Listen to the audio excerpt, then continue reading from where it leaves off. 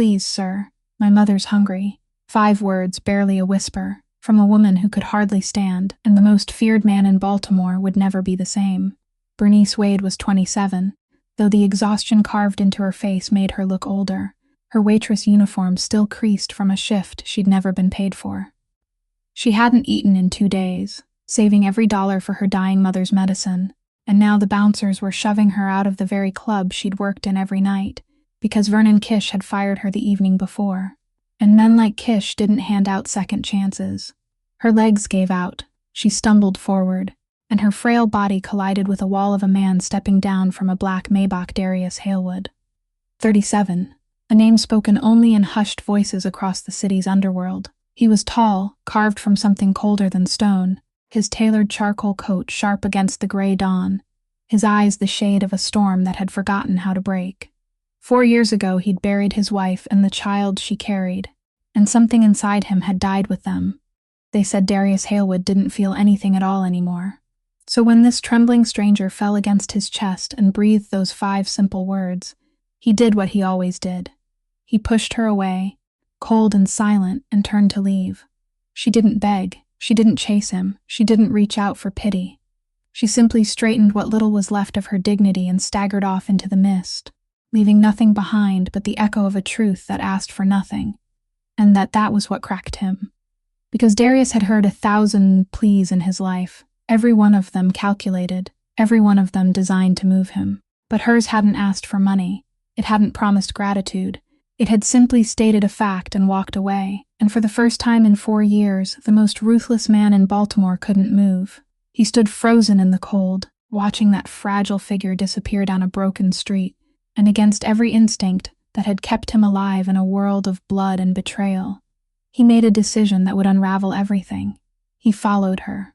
What he discovered behind that shattered apartment window would shake the very foundations of his empire, because this starving waitress was holding a secret that could burn his whole world to the ground and unmake the man he'd become. If this story already has you holding your breath, do this old storyteller a small favor, tap that like button so more people can find it. Share it with someone who believes dignity still means something in this world, and subscribe to the channel because you won't want to miss where this goes. Now, let's step back into the mist and follow the man who thought he'd lost his heart forever, and the woman who was about to hand it back to him. The Maybach rolled slowly along, keeping just enough distance from her small figure not to be noticed, while Darius Halewood sat behind the wheel, his gray eyes never leaving the woman staggering down the street ahead of him. He didn't understand why he was doing this. In more than 20 years of living in a world where every movement had to be calculated and every decision had to yield a profit, a senseless act like following a starving waitress was something he had never allowed himself to do.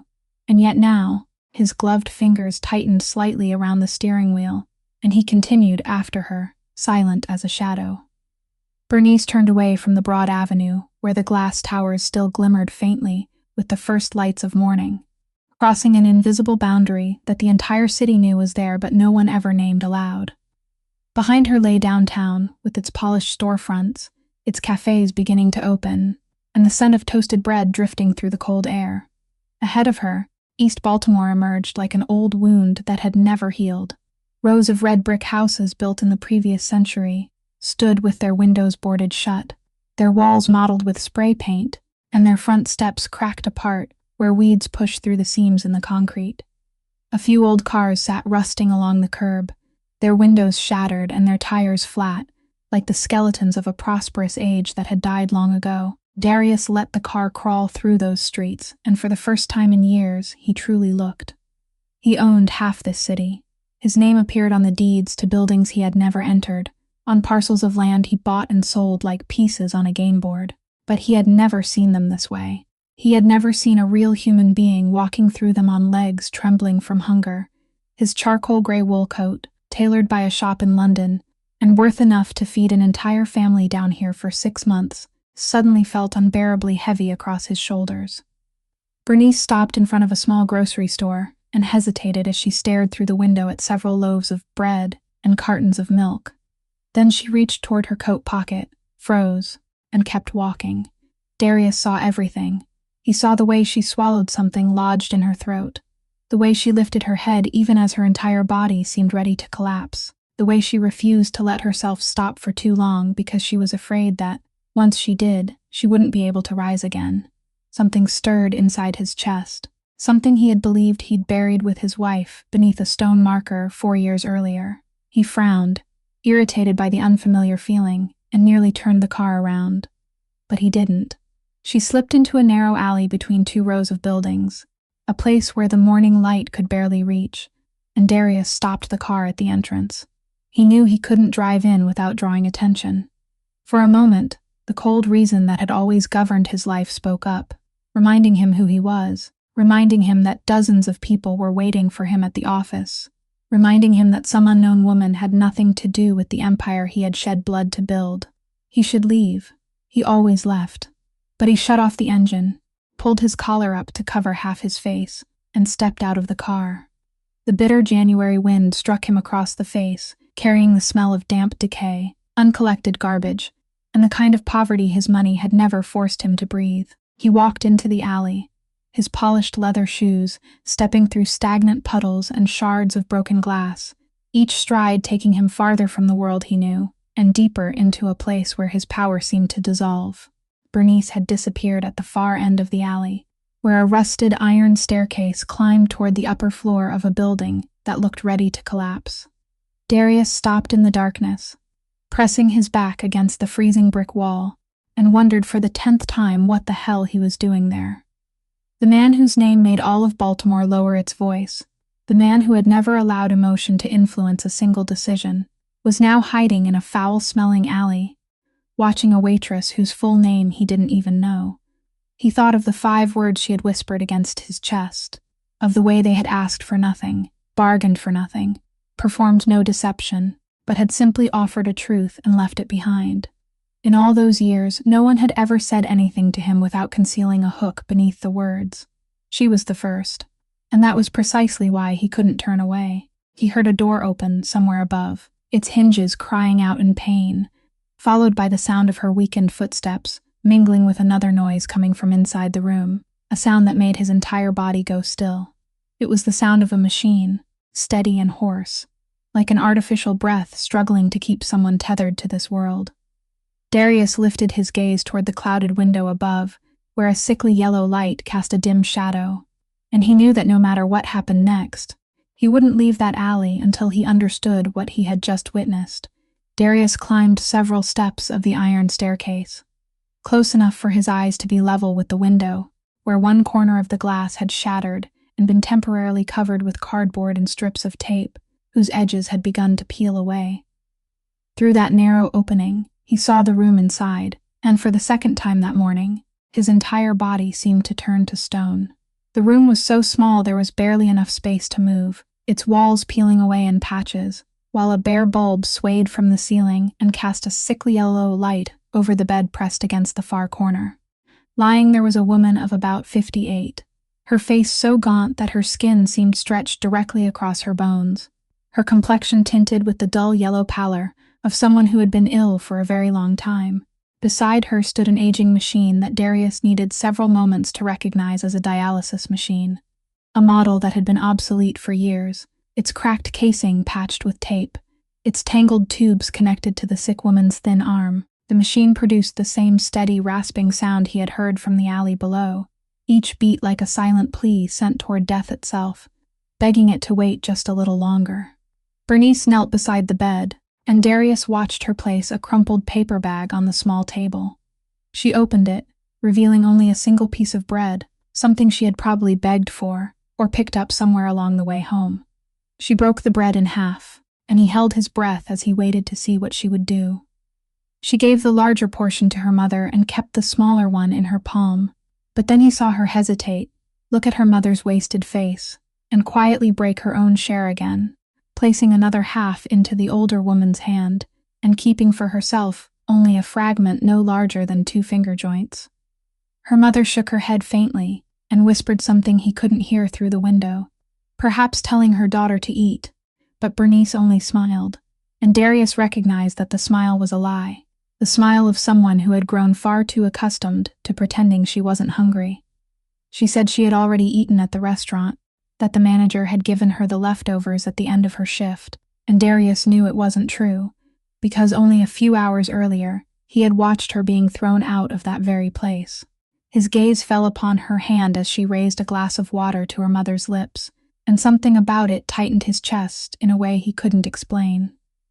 They were the hands of someone who had once done something delicate, with long, graceful fingers, but now they were hardened by work, the fingertips cracked, the backs marked with countless tiny burns and cuts from years of carrying plates and serving tables. Those hands trembled with exhaustion, yet they remained astonishingly gentle as she lifted her mother's head, brushed the strands of silver hair stuck to the woman's damp forehead, and pulled the thin, fraying blanket higher across her chest to keep her warm. She did all of it without a single complaint, without shedding one tear, as though a person drained so completely that she was nearly collapsing could still pour out the last of her strength to care for someone else. Darius Halewood had witnessed many things in his life. He had seen people betray one another for money, seen the strong crush the weak beneath their feet, seen blood spilled and tears shed for reasons so petty they became cruel.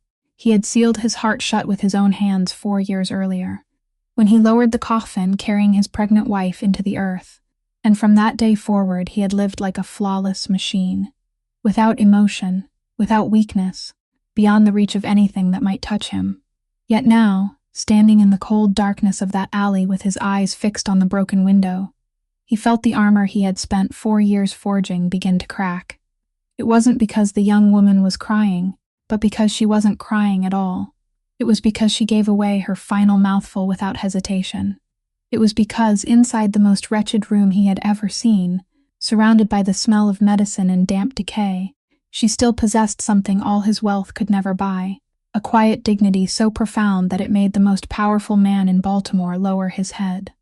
He saw the final crumb of bread resting in her palm, and he watched her close her fingers tightly around it, not eating it, but slipping it into her coat pocket, saving it for later, or perhaps saving it for the next time her mother woke and was still hungry. At that moment, the woman in the bed began to cough, a dry, brutal cough that seemed to drain the last breath from her lungs, and Bernice quickly bent down to support her. For a fleeting second, a naked terror crossed her face before she could hide it, the terror of someone who knew she was racing against time, and knew she was losing.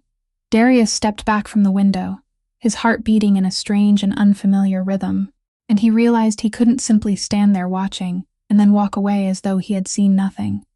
But he couldn't knock on the door yet either. Not now.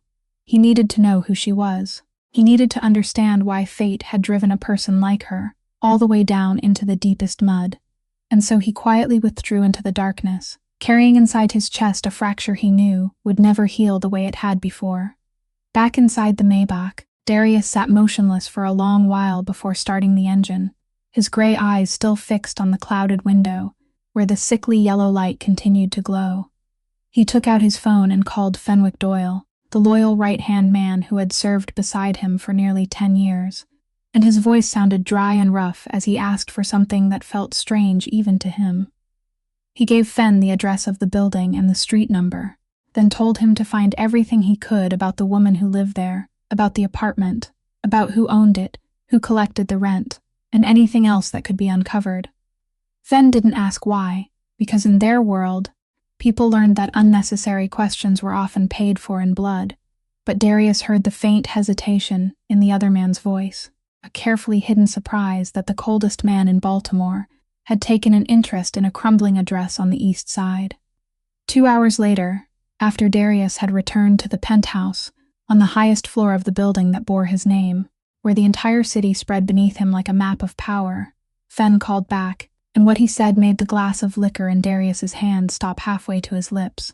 The young woman's name was Bernice Wade, 27 years old, and she lived with her mother, Beatrix Wade, 58, who was in the final stage of kidney disease and required regular dialysis. Up to that point, everything matched what had seen with his own eyes. But then Fen lowered his voice, and what came next seemed to freeze the air inside the room. That apartment, along with the entire row of buildings surrounding it, was listed among properties facing foreclosure, and the name behind the debt didn't belong to a bank or any legitimate lending company. It belonged to Thaddeus Orlowski, Darius set the glass down on the marble table, his fingers tightening into a fist. Of all the names Fen could have spoken, that was the one Darius hated most. The name bound to the darkest 4 years of his life. The rival who had fought him for every inch of territory for nearly a decade. The man whose very mention awakened a slow, burning rage inside him that had never truly faded. Orlowski had been quietly taking control of East Baltimore, buying up bad debts, forcing the poorest families into desperation so he could swallow entire streets, one by one, and turn them into a backyard for operations that even Darius found repulsive. And now, with an irony so sharp it was almost impossible to believe, the girl who had whispered 5 words against his chest that morning, the girl he had silently followed to the lowest depths of the city, the girl whose quiet dignity had cracked the armor he had worn for 4 years, was the debtor of the enemy he despised more than anyone alive. Fen added that the Wade family's debt was unusually large for an apartment in such miserable condition, so large that it made no sense, and that Orlowski appeared to be paying particular attention to that address, sending men to watch it far more often than any of the others on the list. Darius remained silent as questions, without answers, began spinning through his mind. Why would a family made up of only 2 women, one older and gravely ill, the other young and nearly collapsing from hunger, owe Orlowski such an enormous amount of money? Why would Orlowski, a man who had never cared about insignificant debtors, unless there was something valuable hidden behind them, personally keep such close watch over that decaying address as though it concealed something precious? Darius stepped out onto the balcony, and the cold wind high above the city struck him across the face. Somewhere below, in a dark corner of Baltimore, the sickly yellow light in Bernice's room was still burning, as fragile as the life of the mother fading beside the dialysis machine. He had intended to help the girl quietly and then withdraw, to treat it as repayment for the strange moment she had awakened inside him, to call it a rare act of impulse and then forget it. But that was no longer possible. She wasn't merely a starving waitress who had happened to stumble into his life. She was a thread, and the other end of that thread was tied directly around the wrist of the enemy he had sworn he would one day destroy. Anything he did for her from that moment forward would pull him into a game whose rules he didn't yet understand. A game Orlowski had been arranging in silence for reasons Darius still couldn't guess. He should stay away, his cold reason warned him again. Stay away from the girl. Stay away from that address. Stay away from everything connected to Orlowski, until he knew exactly what kind of trap he was walking into. But when he thought of those calloused hands lifting a glass of water to her mother's lips, of that final crumb of bread hidden away instead of eaten, Darius knew that this time, for the first time in many years, he wouldn't listen to reason. For the next 3 days Darius did nothing, or at least that was what he told himself. He buried himself in work, in private meetings held in the back rooms of restaurants, in numbers and agreements that demanded his absolute coldness. But the image of those calloused hands and that tiny crumb of bread kept returning to his mind, persistent as a splinter lodged deep beneath the skin that he couldn't pull free. He didn't understand why. He had turned away hundreds of suffering people in his life, had walked past them without blinking, had taught himself that pity was a luxury no man in his world could afford to carry. Yet this time, that strange instinct refused to release him. On the 4th day, Darius called someone he rarely contacted directly, Dr. Margot Price, a kidney specialist at the largest hospital in the city, a woman whose community clinic he had quietly funded many years earlier, without allowing his name to appear anywhere. He didn't offer much explanation. He simply gave her the name Beatrix Wade, the address of the apartment on the east side, and instructed her to arrange for the woman to receive proper treatment, dialysis on certified equipment, complete examinations, and all necessary medication, with every expense paid through a fund that could never be traced back to him. Margot fell silent for a moment on the other end of the line, then asked him why, and Darius replied in a dry voice that it wasn't something she needed to know, that she only had to make certain the patient never learned where the money came from, that his name was never to be mentioned under any circumstances, not even once.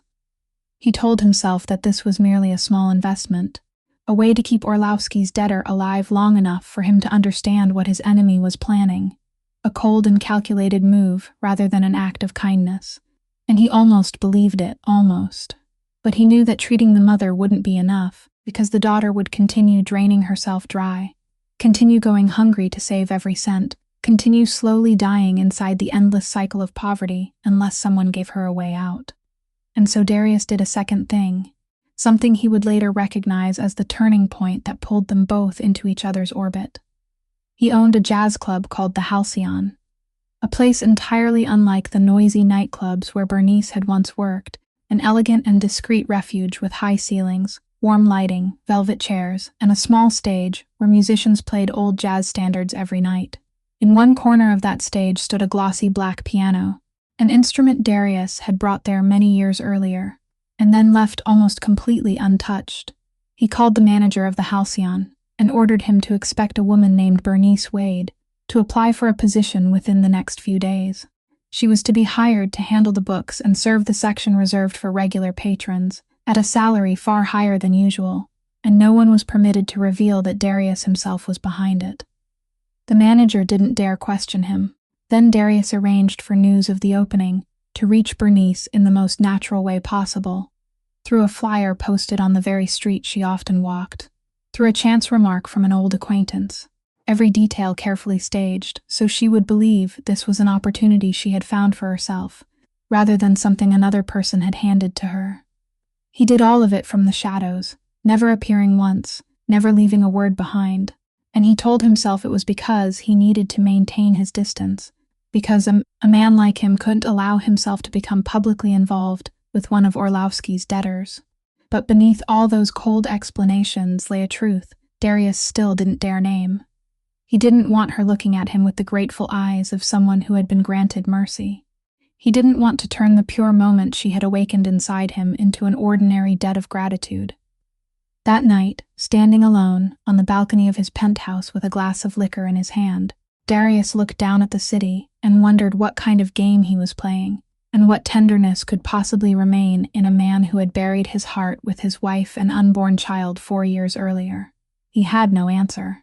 He only knew that the following morning, when Fenn reported that Bernice Wade had applied for the position at the Halcyon and had been hired, something inside his chest stirred softly, something warm and dangerous that he had believed himself forever incapable of feeling again.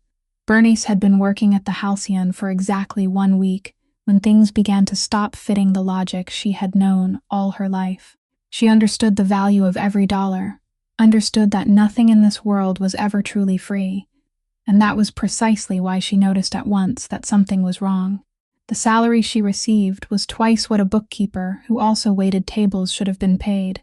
Her shifts were always arranged perfectly, so she had enough time to return home and care for her mother. And strangest of all, when she visited Beatrix at the hospital, the doctors told her that every treatment expense had been covered by a charitable fund, that her mother had been transferred to a new dialysis machine, and placed on a treatment plan Bernice knew her family could never have afforded. No one could explain what the fund was, where it had come from, or who had created it. Bernice wasn't foolish enough to believe in miracles. She began paying attention, and she noticed that the manager of the Halcyon sometimes looked at her with a guarded expression, as though she belonged to someone higher above him, as though an invisible hand were protecting her without her even knowing it. She pressed him for answers, but he only avoided her questions, and that made the fire of suspicion inside her burn even hotter. Then, late one night, after most of the guests had left, and she was cleaning the bar, the door to the private room upstairs opened, and for the first time since that fateful morning, she saw the man who had shoved her out through the nightclub entrance. She recognized him immediately, that tall, powerful frame, that dark coat, those gray eyes as cold as stone, and for one suspended moment the entire room seemed to stop breathing. But instead of lowering her head, instead of stammering out her gratitude, Bernice slammed the cleaning cloth onto the bar, walked straight toward him with fire blazing in her eyes, and spoke in a voice that trembled more from anger than fear. She asked whether it had been him, whether he was the one behind all of it, the absurdly well-paid job, the mysterious charity fund covering her mother's hospital bills, the shifts arranged so carefully that they could only have been intentional. Darius stood still on the staircase and didn't deny it, and his silence was answer enough. Bernice laughed, a bitter, wounded sound, and said she had already guessed, that men like him never did anything without a purpose, and then she asked him directly what he wanted from her in exchange for everything he had given. Darius descended several steps, his voice deep and cold as he told her he wanted nothing.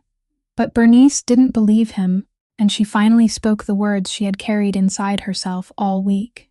She told him she didn't need his pity, that would rather go hungry and keep her self-respect than fill her stomach with charity, that she had spent her entire life in poverty, but had never once held out her hand to ask for anything she hadn't earned.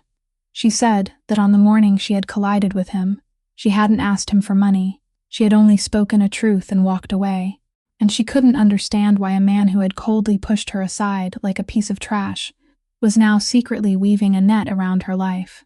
She asked whether this was some kind of game to him, whether a powerful man like him found pleasure in buying a poor little waitress and turning her into a puppet whose strings he could pull. Every word she spoke cut like a knife, and Darius, the man whose name made all of Baltimore lower its voice, the man who had never allowed anyone to challenge without paying a price, stood there and endured every one of them because he realized no one in all those years had ever dared look him directly in the eyes and speak with such honesty. In her blazing gaze, he saw the same dignity that had cracked something open inside him through that broken window. Only now it was no longer quiet but burning fiercely, and it made him both angry and drawn to her in a way he didn't want to admit.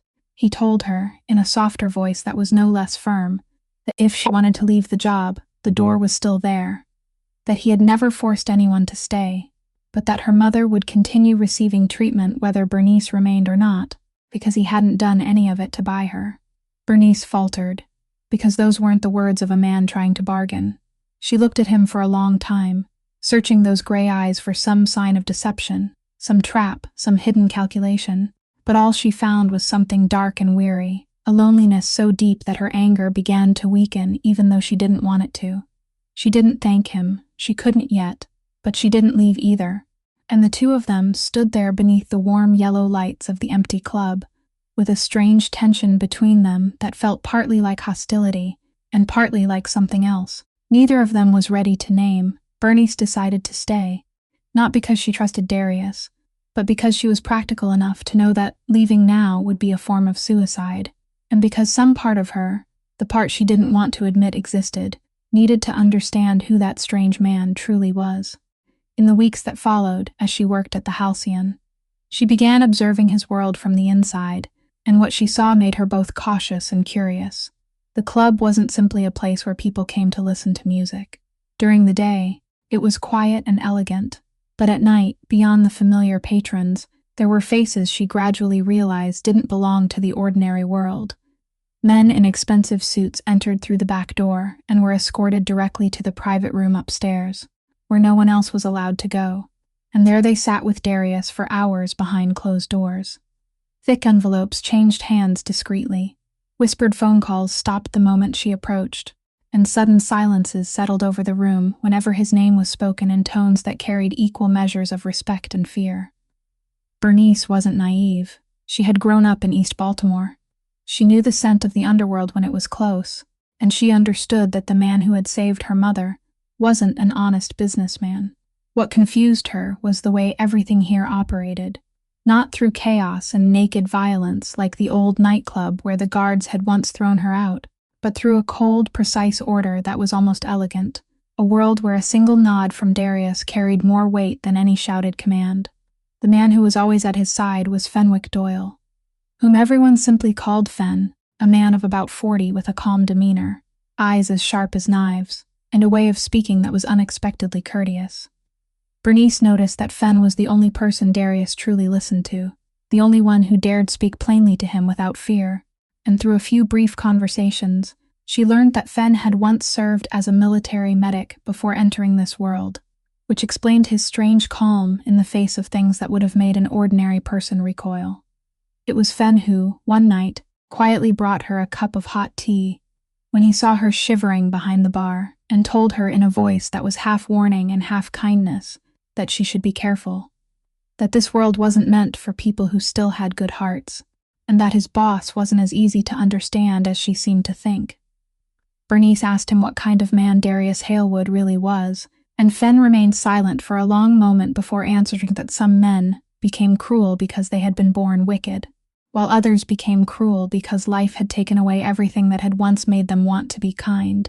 And Darius belonged to the second kind. Those words haunted her for days.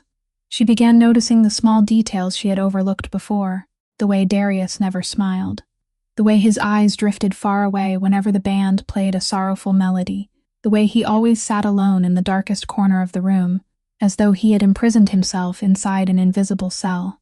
She watched the most powerful men in the city lower themselves before him, saw even impeccably dressed officials soften their voices when they stood in his presence. She understood that she was working for one of the most feared men in Baltimore. That should have made her run. Yet paradoxically, the more she watched him, the more Bernice realized that beneath that frozen exterior was a man who was utterly alone, a man who had built an entire empire and still had no one to return to.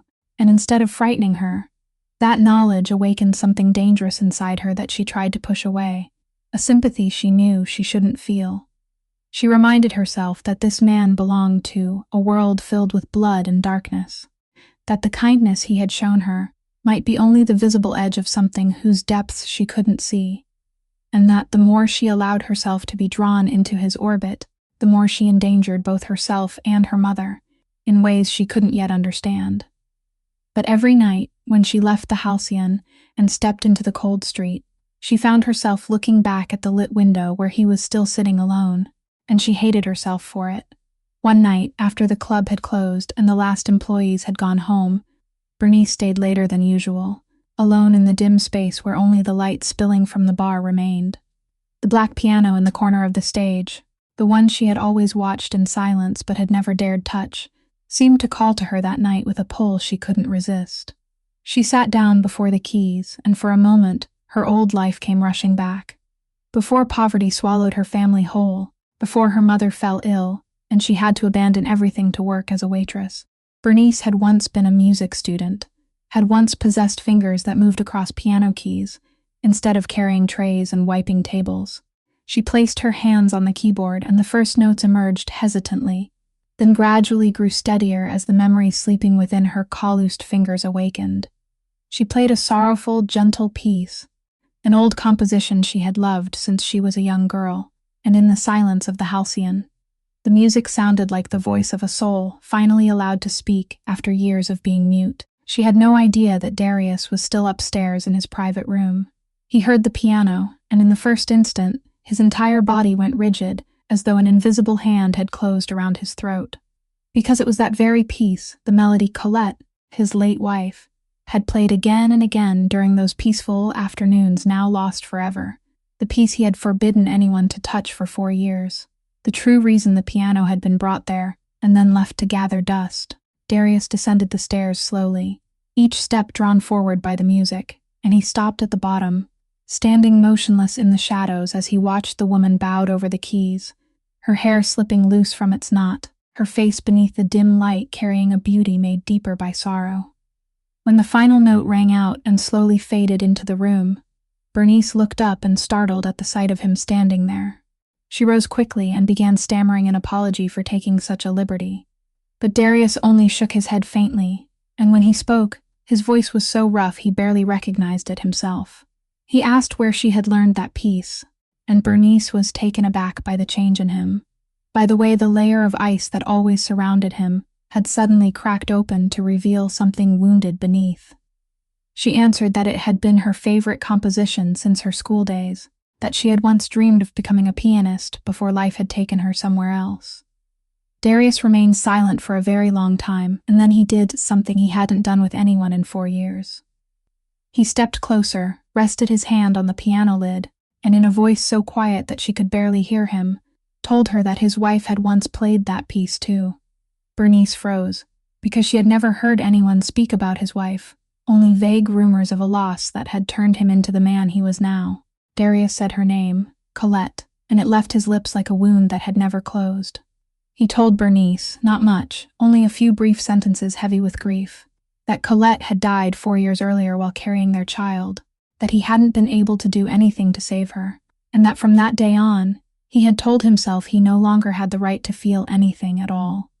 He stopped, as though even he were surprised by how much he had revealed. and in those gray eyes that were usually cold as stone, Bernice saw a real human being for the first time, a man carrying a sorrow that power and wealth could never ease. She didn't offer empty words of comfort, because she understood better than anyone that some wounds couldn't be reached by words. She only said softly that she was sorry, and that she understood what it felt like to lose someone you would give everything to keep, because every day she was watching her own mother slip farther beyond her reach. In that moment, within the silence of the empty club, two people from worlds that couldn't have been farther apart suddenly recognized one another, not as a kingpin and a waitress, but as two souls carrying the same kinds of fractures. Neither moved any closer, and neither touched the other, because both of them knew that the distance between them was the only thing still keeping them safe. But when Darius turned away and climbed the stairs, leaving her alone beside the piano, with the fading music still hanging in the air, they both understood that something had changed forever, that a door had opened between them, and neither of them knew how to close it again. That fragile peace didn't last long.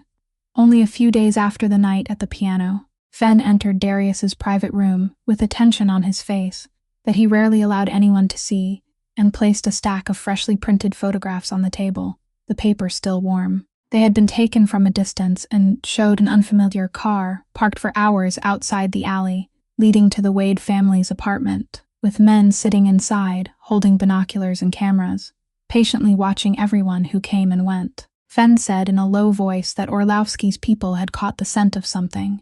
Beatrix's medical bills had suddenly been paid. Bernice had found a new job with an unusually generous salary, and all the abrupt changes in the lives of a family that should have been left to collapse and die had drawn the enemy's attention. Orlowski was suspicious and ruthless. He didn't believe in luck, and when he saw a debtor he had been squeezing suddenly receive protection from someone, he immediately wanted to know whose invisible hand was behind it.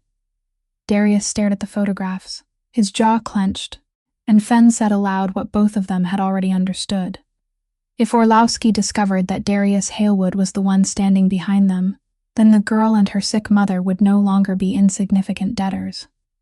They would become pieces on the board, leverage, a weakness the enemy could use to strike at him. In their world, people didn't attack a powerful man like Darius directly. They attacked whatever he cared about, and Orlowski was a master of that game.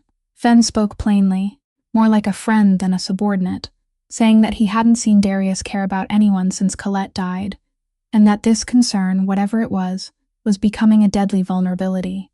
He asked Darius whether it was worth it, whether a waitress he had known for only a few weeks was worth placing both his empire and her life in danger.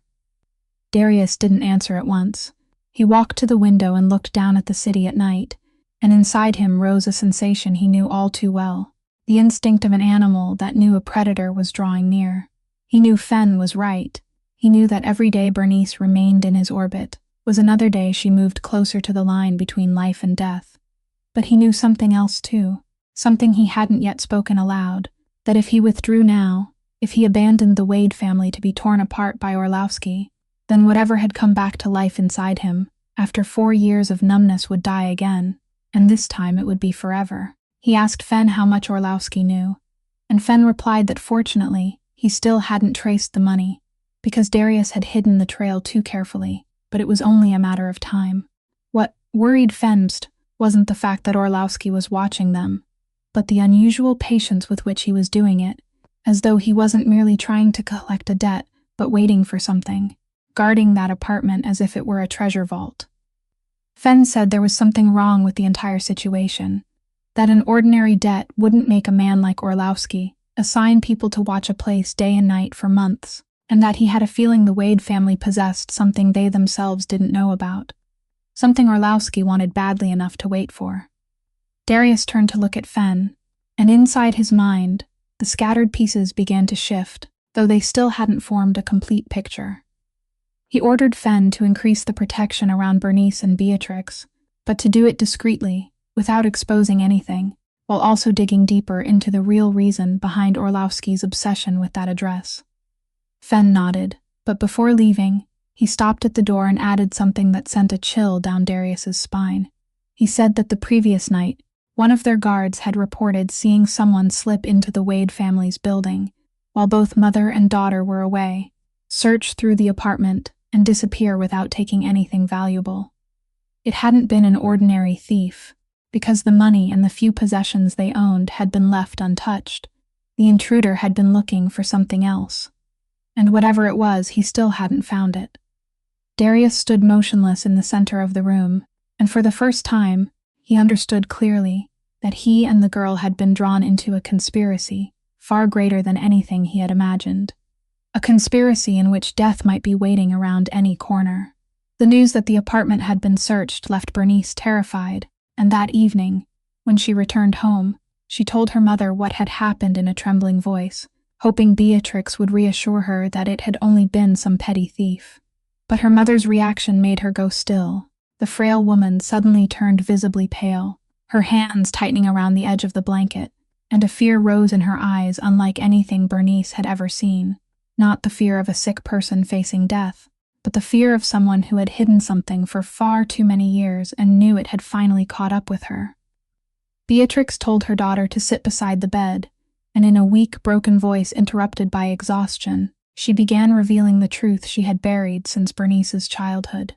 She said that Bernice's father, the man Bernice remembered only through a few blurred fragments of childhood, hadn't died in an accident as Beatrix had always claimed. Bernice stared at her in shock, because all her life she had believed her father had been killed in a car accident when she was about 10 years old, a shadowy loss her mother had never wanted to discuss.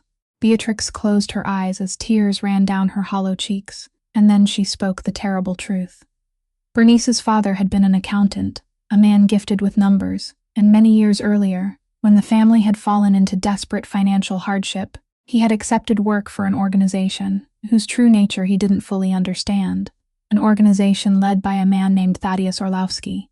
His job had been to clean dirty money, to turn profits from crime into legitimate figures on paper, and for years he had done it, closing his eyes to where the money came from, so he could provide for his wife and child. But Bernice's father hadn't been an evil man.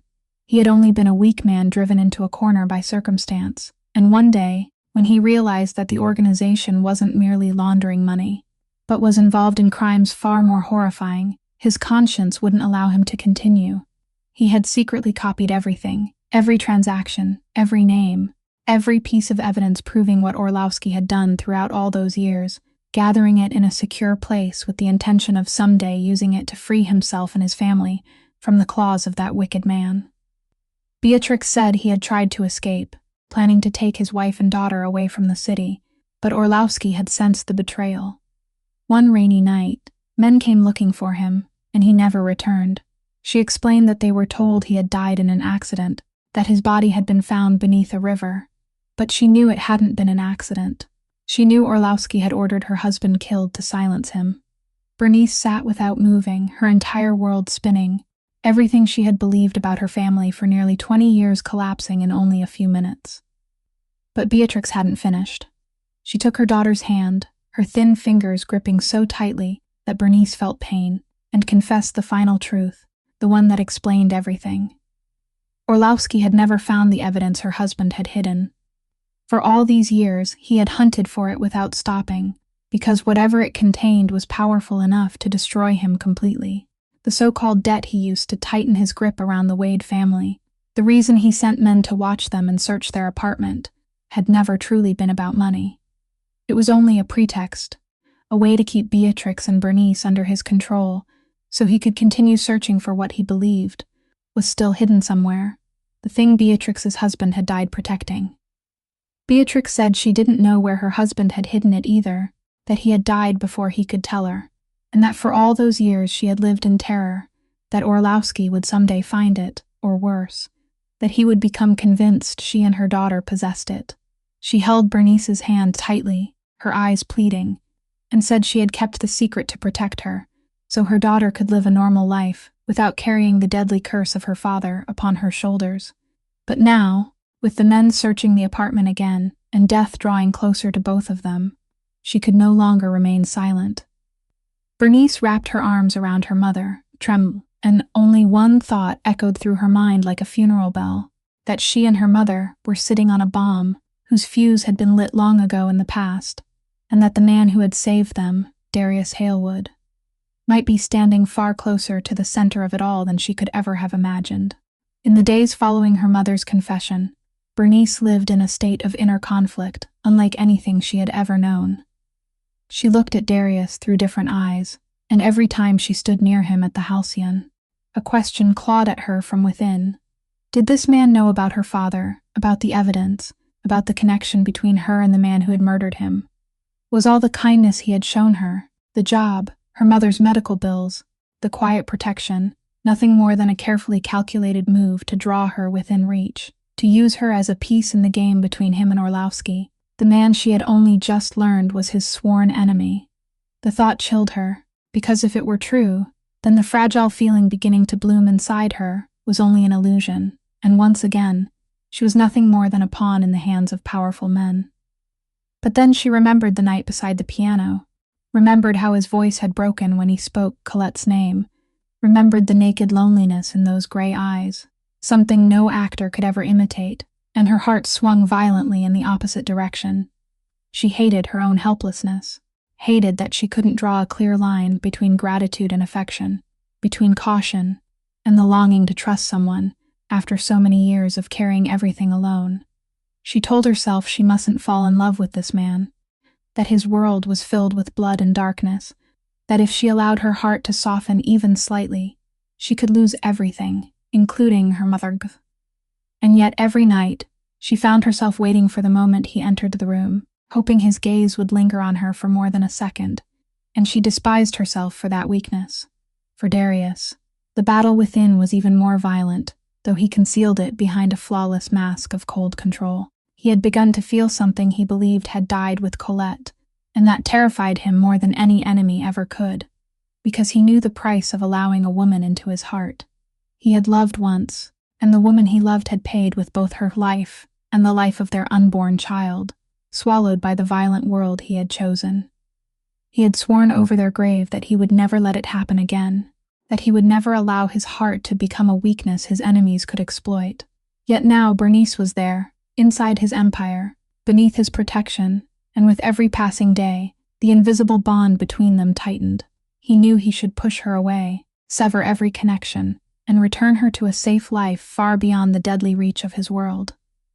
But he couldn't do it, and that helplessness made the most powerful man in Baltimore feel weak for the first time in many years. One night, when the two of them happened to be alone in the private room, the distance between them narrowed to something dangerous. Bernice had come to ask him about an issue in the accounts, but the conversation drifted in another direction, something more personal, and beneath the warm light, they suddenly realized they were standing far too close. Darius looked down at her face and saw in her eyes the same struggle burning inside him, and for one moment he almost surrendered, almost allowed himself to touch her. But then the image of Colette lying in a pool of blood returned without warning, and he stepped back, turned his face away, and told Bernice in a dry voice to go home and rest. She stood there, hurt and confused, unable to understand why he had pushed her away at the very moment she had felt closest to him. She didn't know it was because he was afraid that if he allowed her any nearer, he would no longer have the strength to protect her from the world he carried with him. That night, they both lay awake in different corners of the city, sharing the same inner torment, the same restrained longing, and the same fear that whatever was growing between them would become the beginning of a tragedy neither of them would be strong enough to stop. The turmoil forced Bernice to make a decision, and after many sleepless nights, she chose the only path her honest nature would allow, to face the truth instead of running from it. She went to Darius late one evening, and this time it wasn't to ask about the accounts or avoid his gaze, but to tell him everything directly. She told him what her mother had confessed, about her father the accountant, about how he had once laundered money for Orlowski, about the evidence he had gathered and taken with him when he tried to flee, and about his death many years ago, a death that hadn't been an accident. Her voice trembled, but it remained steady as she said she needed the truth, that she needed him to tell her whether everything he had done for her was because she possessed something he wanted. Darius listened, and when she finished, his face changed in a way that left Bernice stunned, because it wasn't the reaction of a man who had known all along, but of someone who had just been struck by lightning. He rose, paced across the room, and when he turned back, A fierce light burned in his gray eyes, unlike anything she had ever seen. He told her what he himself had only just pieced together, and his words seemed to freeze the entire room. He said the evidence her father had left behind wouldn't merely be enough to destroy Orlowski in a court of law, though that alone would make it a weapon coveted by the entire underworld.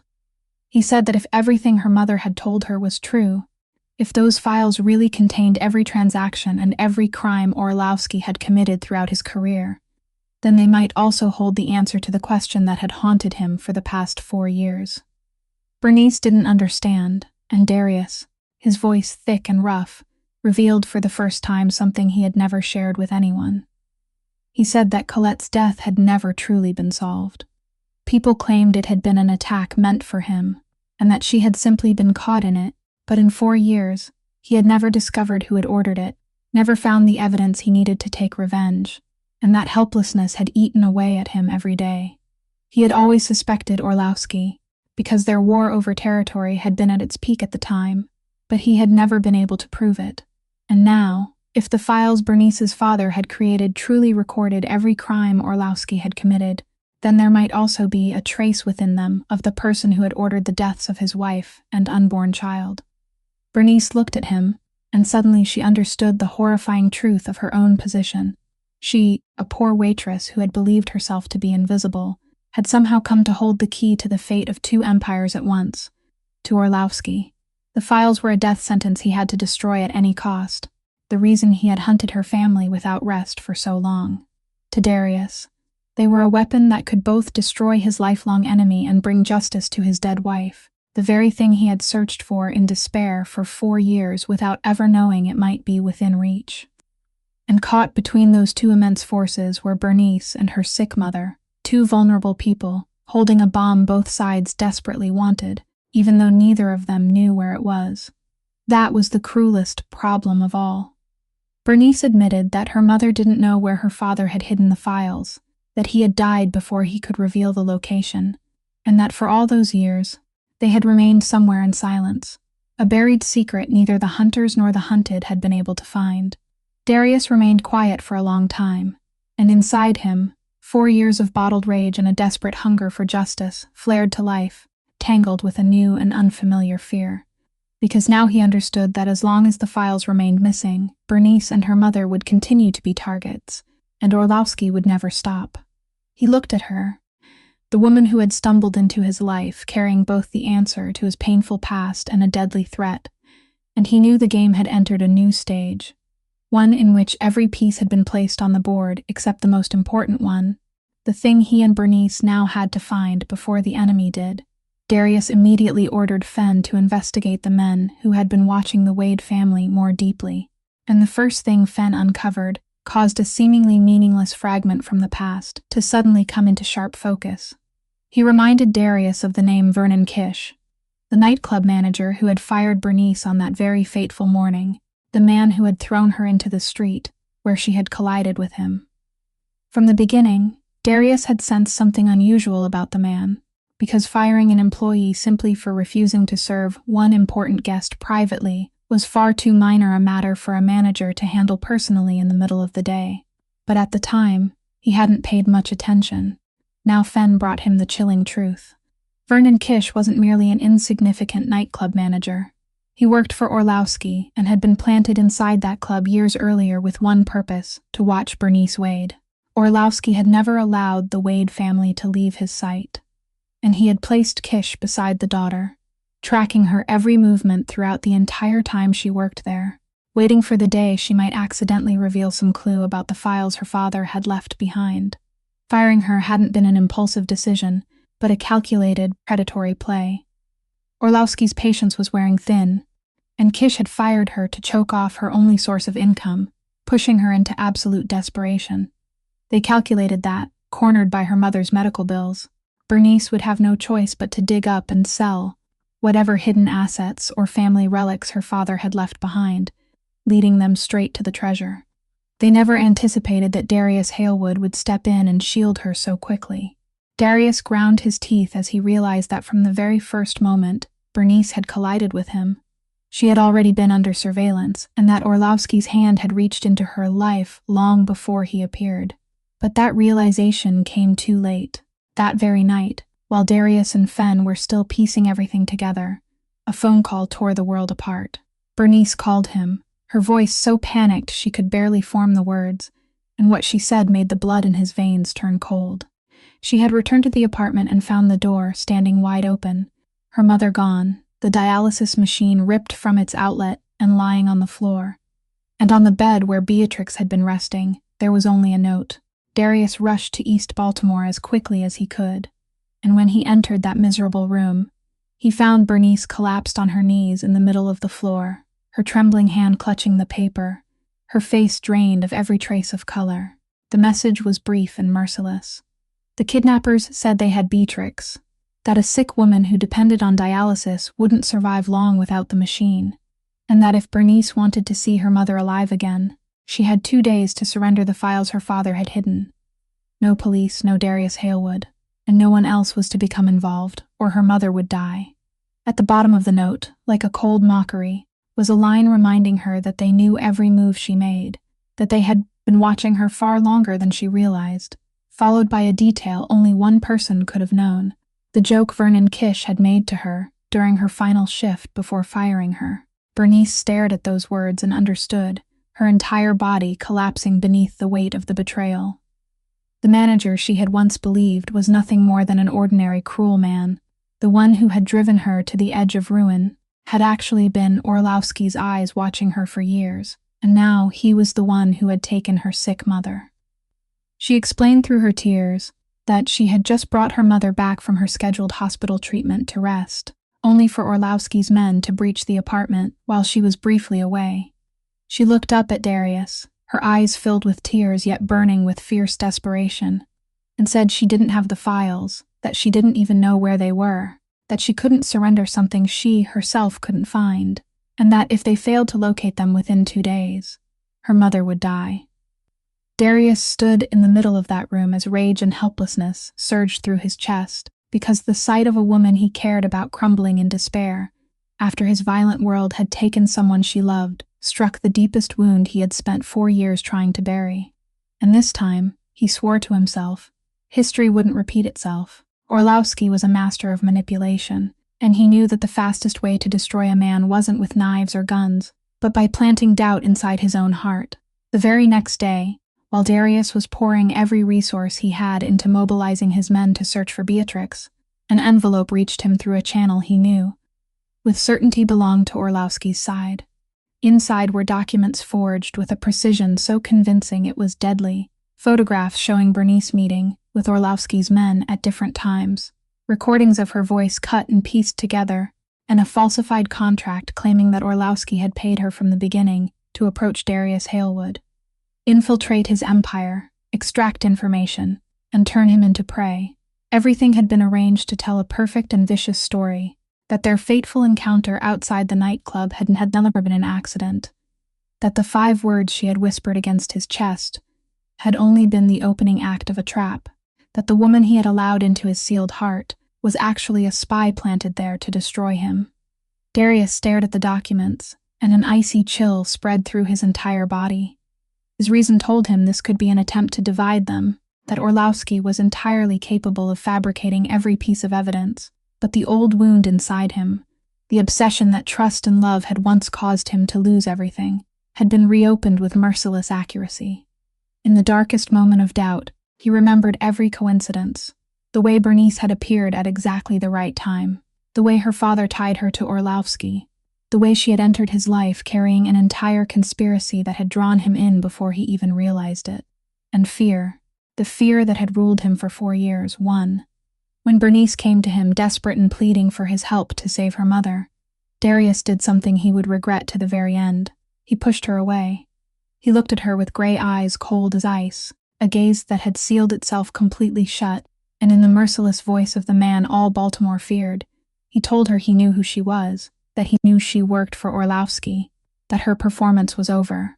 He threw the forged documents onto the table in front of her, and said he had been a fool to trust a poor waitress, that he wouldn't allow himself to be deceived again. Bernice looked at the photographs and the false papers, and she understood that she had been framed, but what hurt her most wasn't Orlowski's slander. It was the fact that Darius, the man who had heard her voice break when she spoke about her mother, the man who had shared his grief with her beside the piano, could believe any of it. She didn't fall to her knees and beg, and she didn't scream or weep as she tried to defend herself.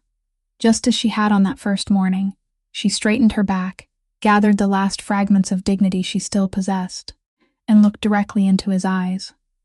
She said quietly that she had never asked him for anything, that she had tried to refuse his kindness from the beginning, because she knew that anything given freely always carried a price, and that if he truly believed she was a liar after everything they had endured together, then perhaps he had never truly seen her at all.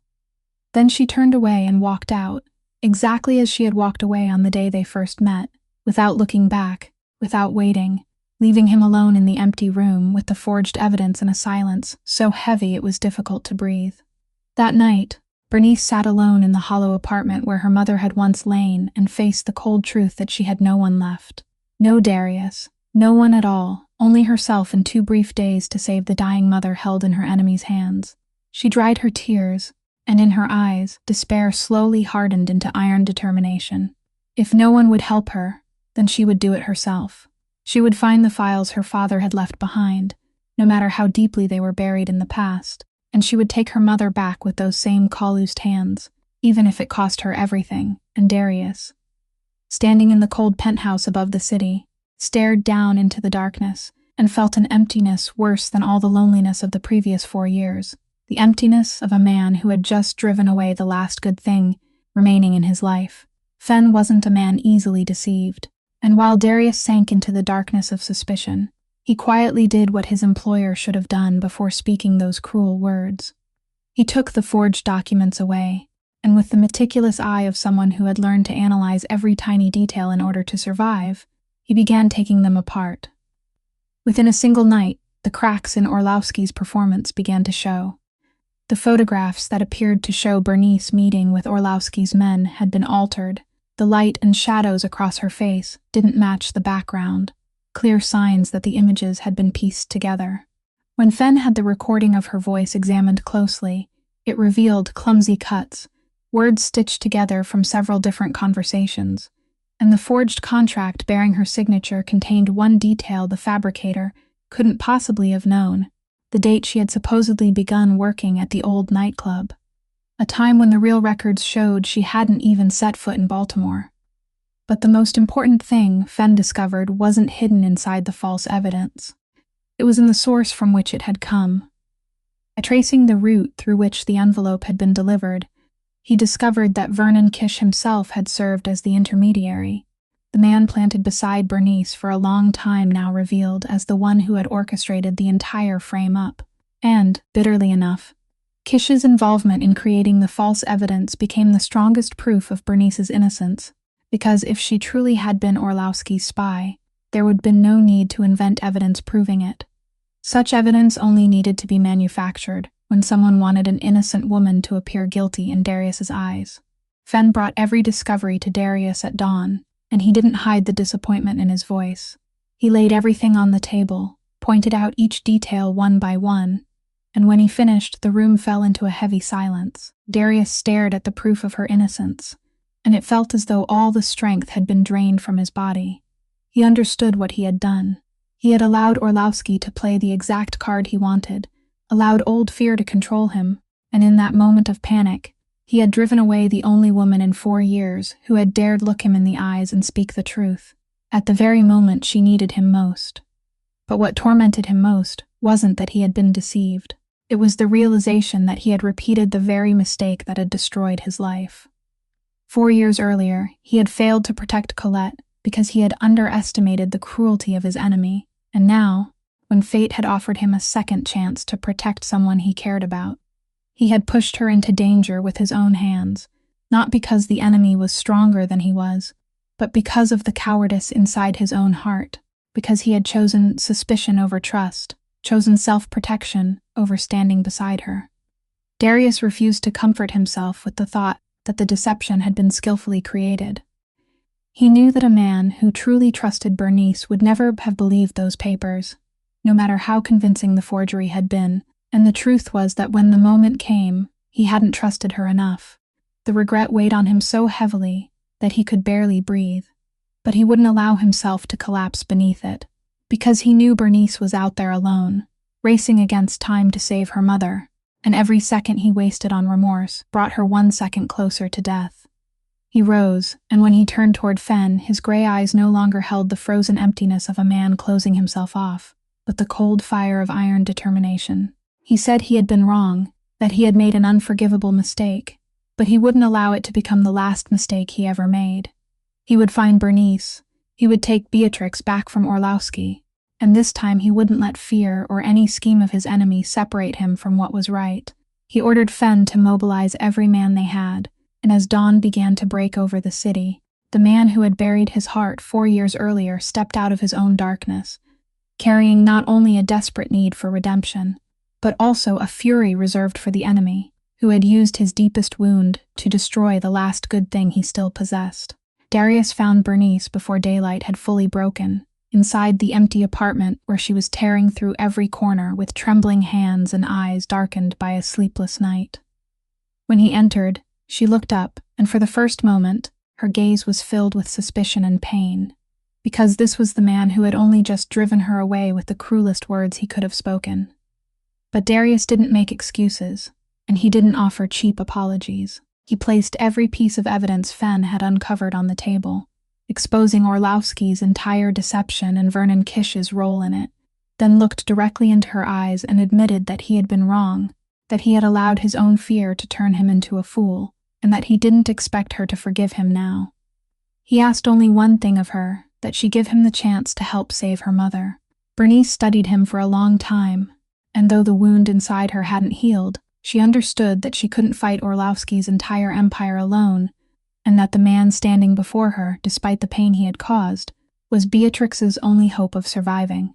She nodded, not because she had forgiven him, but because her mother mattered more than her pride, and so the two of them, together with Fig, and racing against time. They had less than 2 days remaining. Fen spread out a plan that he and Darius had developed throughout the night, and the first and most important task was finding the files. Without them, they had nothing to bargain with against Orlowski, and no weapon capable of bringing him down. Darius made it clear that he had no intention of trading Beatrix's life for the files in the manner Orlowski demanded, because surrendering them would mean placing in his hands something powerful enough to destroy both Darius and Bernice, and a man like Orlowski would never leave witnesses alive once he possessed what he needed. Darius's plan was different, and it depended on a weapon Orlowski would never expect, the law. Darius revealed that he had connections with several people in law enforcement, people who had waited for years to obtain enough evidence to bring Orlowski down, but had never managed to reach him. If the files Bernice's father had created truly contained proof of all his crimes, then they weren't merely a bargaining piece to save Beatrix. They could also send Orlowski to prison for the rest of his life through legal means, ending everything without the need for a bloodbath. But it all depended on finding them. Bernice said desperately that she had searched the entire apartment, that her mother didn't know where her father had hidden them, and that even Orlowski, with all his resources, hadn't found them after all this time. Darius told her to calm herself and think about her father, about the kind of man he had been, about where someone like him would have chosen to hide the most valuable thing he possessed. He asked whether anything from the time her father was alive had remained with the family through all those years, through every move and every period of hardship, something that no matter how poor they became, Bernice and her mother had never been willing to sell. Bernice went still, and a distant memory suddenly came alive inside her mind. She said her voice strengthened that there was one thing, the piano. She explained that her father had once played, that the old piano was the only possession of his, that her mother had insisted on keeping for all those years, even during times when they had been so hungry they had nearly sold it, and that Beatrix had always said it was all she had left of her husband. But then Bernice's face darkened as she remembered that, driven by desperation, her mother had finally been forced to sell it several years earlier to pay for medicine. To protect her father's memory from Orlowski, Beatrix had pawned it under a false name at a crumbling, unregistered shop on the outskirts of the city, and she had no idea where it was now. Darius realized that the shop's recent bankruptcy must have caused its inventory to be sold off to high-end restorers, which was how the piano finally resurfaced in the elite market. Darius and Fen exchanged a glance as the same thought flashed through both their minds. If Bernice's father had hidden the files inside the piano, and if the instrument had been sold, then finding it had become a race between life and death, because if Orlowski discovered the same clue, he would reach it first. Darius immediately ordered Fen to trace the piano through every pawnshop and auction house in the city, and what Fen uncovered left all three of them silent. After passing through the hands of several owners, the old piano had finally been entered into an extravagant charity auction, scheduled to take place in only 2 days, a major event that would bring together both the city's elite and its most powerful figures. Darius looked at the invitation to the event, where his name was already included on the guest list, and in his gray eyes a plan began to take shape, one he hadn't yet revealed completely, but enough for him to know that the night of the auction would be the place where every final piece was placed upon the board. 2 days later, the charity auction took place in a magnificent mansion overlooking the bay, where crystal chandeliers illuminated a sea of guests dressed in expensive formal wear, where wine flowed like water and polite smiles concealed countless calculations. It was where Baltimore's elite displayed their wealth in the name of charity, but it was also where the most powerful figures of the underworld blended into the crowd, and tonight, both rival empires were present. Darius entered with Bernice on his arm, and their appearance caused the entire grand hall to pause for a brief moment. He had chosen a deep blue evening gown for her, and dressed in it, the waitress who had once staggered from hunger now stood tall, with a beauty and dignity that made the wealthy guests whisper among themselves, wondering who the woman beside the most powerful crime lord in the city could be. Darius made no effort to hide her, didn't bring her through a back entrance as though she were some shameful secret, but openly led her through the crowd, introduced her to influential figures, and placed her within his world before everyone's eyes, a silent declaration that anyone who touched her would be touching him. But beneath that glittering surface, Bernice's heart pounded violently, because she knew her mother was being held somewhere at this mansion, and the old piano, the object carrying the fate of them all, was waiting to be brought onto the auction floor. Thaddeus Orlowski was there as well, sitting comfortably in one corner of the hall with a glass of wine in his hand, and the cold smile of a man who believed he held every card. When his gaze met Darius's, both men understood that tonight would decide everything, and that their confrontation wouldn't unfold with gunfire among this crowd of wealthy guests, but through intelligence and moves calculated down to the smallest detail. When the auctioneer announced the next item, the antique piano, Bernice held her breath and saw Orlowski's men begin bidding, determined to claim the instrument at any cost. But Darius was already one step ahead. He didn't join the bidding, because he knew Orlowski would drive the price endlessly higher, and an open battle over money would only make him suspicious. Instead, while every eye was fixed on the auction floor, Fen and several of Darius's men moved quietly behind the scenes, reaching the piano before it was brought out, and inside a hidden lining beneath the bottom of its case. In a place no one had thought to search since it was hidden, they found it. A bundle of documents carefully wrapped and yellowed with age, the very files Bernice's father had hidden at the cost of his life. When Fen discreetly signaled that he had secured them, Darius began the real game.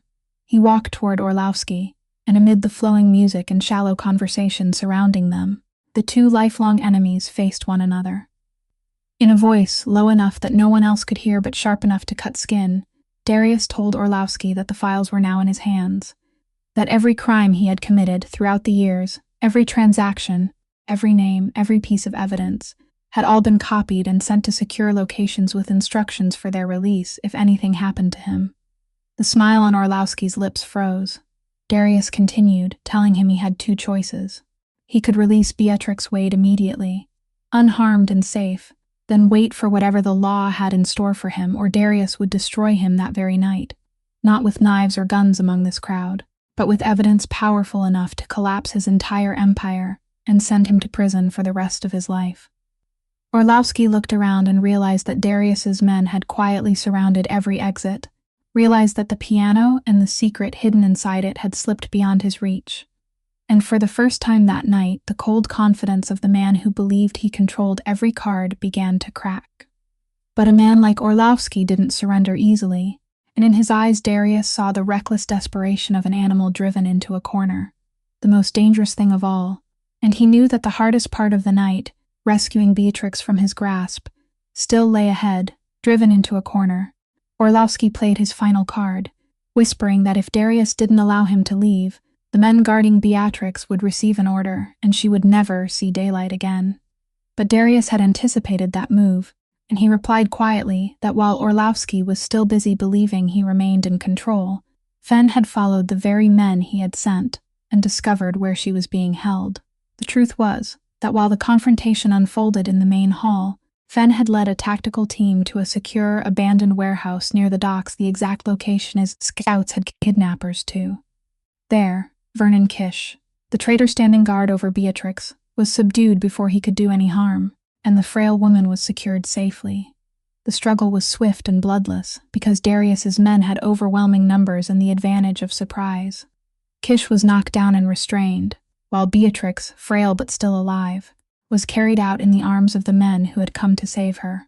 When Bernice saw her mother being helped forward, she ran to her, fell to her knees, and wrapped her arms around her as the tears she had held back for so many days finally burst free. Beatrix trembled as she stroked her daughter's hair and whispered that she was all right, and in that moment, amid the chaos of the auction night, mother and daughter clung to each other as though they were the only two people left in the world. Orlovsky, watching his last card crumble to nothing, was quietly escorted outside by Darius's men, where the people Darius had arranged in advance were already waiting. But the story didn't end there, because when Fen opened the yellowed files to examine them in a quiet room, he found something that left even him stunned, and he immediately carried it to Darius. Among the hundreds of pages documenting Orlovsky's crimes across his entire past was a separate file, carefully recorded by Bernice's father, concerning an incident that had taken place 4 years earlier.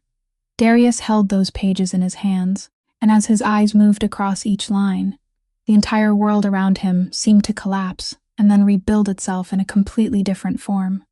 The documents made it clear that the attack that had taken Colette and their unborn child 4 years earlier had never been a random tragedy in the territorial war, as Darius had always believed. It had been an assassination meticulously planned by Orlovsky, but the true objective hadn't been to kill Darius. His enemy had been clever enough to know that murdering Darius would only ignite an all-out war, so instead he had chosen a far more vicious blow, killing the woman Darius loved and arranging everything, so Darius would believe that he himself, and the violent world he had chosen, had indirectly caused her death. Orlovsky understood that a Darius crushed beneath guilt, a Darius imprisoned within remorse and loneliness, would become far weaker and more directionless than a Darius with a clearly defined enemy to destroy. And he had been right. For 4 years, Darius had blamed himself for a crime he had never committed, buried his heart beneath guilt deliberately planted by his enemy, and lived like a soulless corpse because he believed he no longer deserved to feel anything. Now, holding the truth in his hands, Darius stood in silence, and something inside his chest, something frozen for 4 long years, finally broke apart.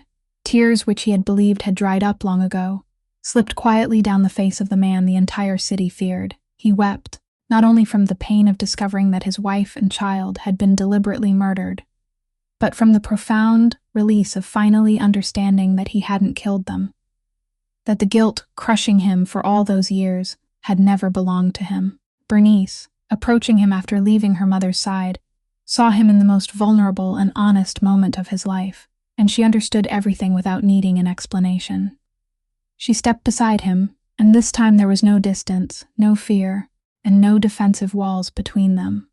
She simply placed her hand over his, sharing both his grief and his release, 2 wounded souls who had once believed they would never heal now standing together beneath the crystal light, finally free from the ghosts that had imprisoned them for far too long. In the weeks following the night of the auction, the city of Baltimore witnessed a collapse that the underworld would continue talking about for years. The files Bernice's father had sacrificed his life to protect, preserved through all their hardships inside the old piano, were finally delivered to the federal agents Darius had connections with, men and women who had waited a long time for an opportunity like this. The evidence was so detailed that it couldn't be denied, recording every stream of dirty money, every payment, every name within the criminal network Thaddeus Orlowski had built over the course of his criminal life, including proof of Colette's assassination. The Federal Bureau of Investigation moved in with its full force, and one morning, Orlowski was arrested at his private residence and led away in handcuffs before the cameras of the press, while the empire he had built on blood and fear collapsed within only a few hours. He would face a series of charges severe enough to keep him behind bars for the rest of his life, and this time, no amount of money or influence could save him. Vernon Kish, the man who had betrayed Bernice and helped carry out Beatrix's kidnapping, was also turned over to the authorities along with evidence proving his role. And the man who had once believed himself clever for serving someone more powerful finally paid for what he had done, facing justice instead of hiding in the shadows. Darius had chosen the path of law rather than violent revenge, and it was a change even he hadn't expected from himself, because in the past, he would have settled everything according to the brutal rules of the underworld. But the night he learned the truth about Colette had changed something deep inside him. He understood that the endless cycle of violence and vengeance only created more violence, that the very world he had chosen had taken everything from him, and that if he wanted a future, if he wanted to be worthy of the woman who had given him back his heart, he had to step out of that darkness. And so Darius began a journey more difficult than any war he had ever fought, dismantling the criminal empire he himself had built. He couldn't erase the past, but he could change the future. He transformed his operations into entirely legitimate enterprises, turning the clubs, real estate holdings, and investments that had once served the underworld into transparent and lawful businesses. He severed old connections, surrendered the dark power he had once possessed, and although the road was filled with hardship, and more than a few former enemies tried to stand in his way, he continued forward with unwavering determination, because for the first time in many years, he had a reason to move toward the light. At the same time, he used his immense and legitimate resources to ensure that Beatrix received the finest medical care available. With Dr. Margot Price's assistance, she underwent a thorough evaluation and was placed on the National Kidney Transplant waiting list through the proper process, receiving priority based on the true severity of her medical condition rather than through any illegal interference. Darius understood clearly that there were boundaries he couldn't cross, that some things money mustn't be allowed to buy, that a donated kidney had to reach a patient through a fair and humane process, and he respected that completely. What he could do, and what he did, was make certain Beatrix remained stable and alive while she waited, received dialysis on the most advanced equipment available, lived in a decent environment instead of the damp apartment in East Baltimore, and was cared for by the best doctors. Bernice witnessed all those changes, and although the wound from the night he had pushed her away still ached quietly inside her, she saw before her a man sincerely struggling to become better, not merely to make amends to her, but because he had finally begun to believe he deserved a different life. She realized that people weren't defined by who they had once been, but by who they chose to become, and the man whose name had once been spoken throughout Baltimore with fear was now quietly rewriting his own story, one day at a time, through acts of kindness. Many months had passed since that fateful night, and on a spring evening, the lights of the Halcyon shone once again, though the atmosphere had changed beyond recognition. There were no more secret meetings behind closed doors, no more envelopes exchanged in the shadows, and none of the dark power that had once hung over the place. Now the Halcyon was simply a jazz club, a place where people came to listen to music and find a little peace, and in the familiar corner of the stage, beside the glossy black piano, Bernice sat playing. Her hands, now softened from the calluses of those desperate years, moved across the keys with a freedom she had lost long ago.